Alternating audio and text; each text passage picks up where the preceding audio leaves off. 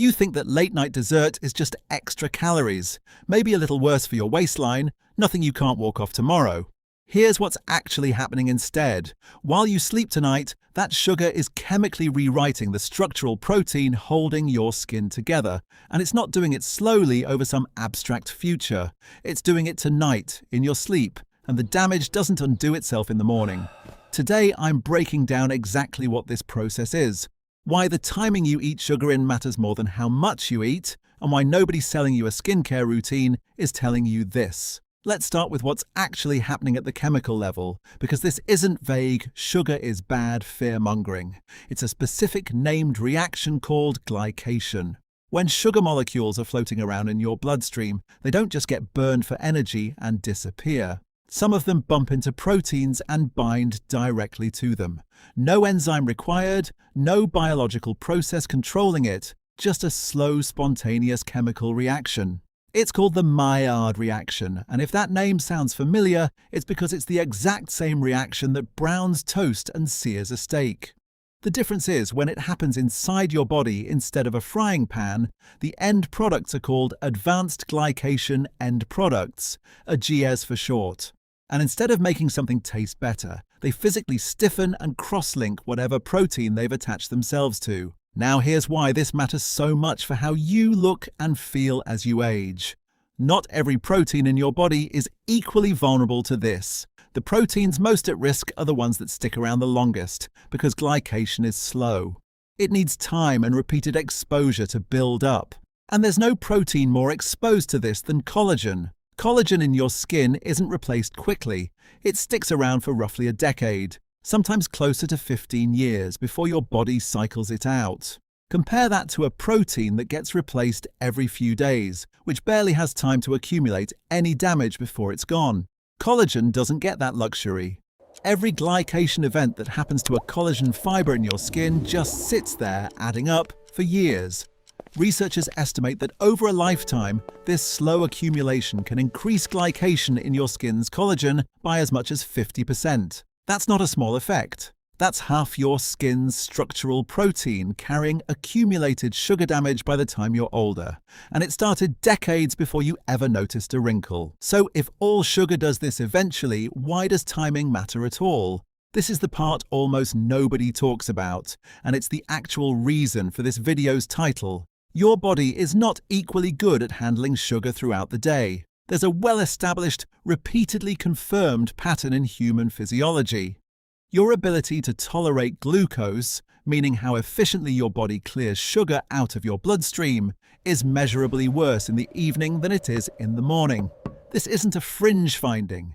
It's been observed since the 1960s and confirmed over and over using different testing methods across different decades. Your insulin sensitivity is lower at night. Your body's ability to respond to a sugar spike is duller. That means the exact same slice of cake produces a bigger, longer-lasting blood sugar spike at 9 at night than it would at 9 in the morning. Same food, same amount, completely different physiological response, purely because of when the clock says you ate it.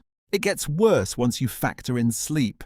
Researchers using continuous glucose monitors, the same kind of device that tracks blood sugar in real time throughout the day, found that when people ate a late evening meal, their blood glucose didn't just spike and come back down before bed. It rose, and the peak of that spike actually occurred while they were asleep. Think about what that means. You're lying there, unconscious, completely inactive, while your blood sugar is sitting at its highest point of the entire day. There's no walk to take, no movement to help your muscles soak up that glucose, nothing happening to bring that number down faster. It just lingers, elevated for hours while you sleep, which is exactly the condition that gives the glycation reaction the most time and the highest sugar concentration to work with. This isn't a coincidence of bad luck. Late-night sugar creates the single worst combination possible. The highest blood sugar spike of the day, occurring during the exact hours you have zero ability to intervene. And this isn't just a skin-deep cosmetic concern either. In a real-world study tracking actual people over time, Researchers found that habitually eating dinner after 8 at night was independently linked to worse long-term blood sugar control, specifically a rise in a marker called HbA1c, which is the same marker your doctor uses to estimate your average blood sugar levels over the past few months. That's not a lab study on a hypothetical spike. That's a documented pattern in real people, tied specifically to the timing of when they were eating, not just what or how much. Here's the part that should really change how urgently you take this. Everything I've just described, the cross-linking, the stiffened collagen fibers, doesn't reverse itself once it happens. This is not like a bad night's sleep you can catch up on, or a stressful week you can recover from with some rest. Once an advanced glycation end product forms and cross-links a collagen fiber, that cross-link does not spontaneously break apart. Your body doesn't have a built-in mechanism to go in and undo it. The only way that specific damaged fiber goes away is if your body eventually replaces it as part of collagen's normal, extremely slow turnover cycle, which, remember, can take up to 15 years. So every late-night dessert isn't just a one-time indulgence you forget about by morning. It's a small, permanent contribution to a structural change in your skin that's going to be sitting there for over a decade before your body even has the chance to clear it out. So what do you actually do with this? You're not being told to cut out sugar entirely. That's not realistic, and it's not even necessary based on what the research actually shows. What matters is timing. If you're going to have something sweet, your body handles it dramatically better earlier in the day when your glucose tolerance is naturally stronger than it does after dinner when tolerance is already declining and you're heading straight into hours of inactivity. If dessert after dinner is a habit you're not willing to give up, the single most effective adjustment isn't eliminating it, it's moving it. Push it earlier, closer to an active part of your day instead of the final hour before you lie down and go completely still for 8 hours. And if a later treat is unavoidable, even a short walk afterward gives your muscles somewhere to actually put that glucose instead of letting it sit at peak levels while you sleep. None of this requires giving anything up permanently. It requires paying attention to when, not just what. And here's the twist that ties this whole video together, and the reason I wanted to make it in the first place. Walk into any skincare aisle and you'll find creams, serums, and supplements promising to reverse glycation, boost collagen, undo the damage. Almost none of them are actually reversing an AGE crosslink that's already formed deep in your dermis.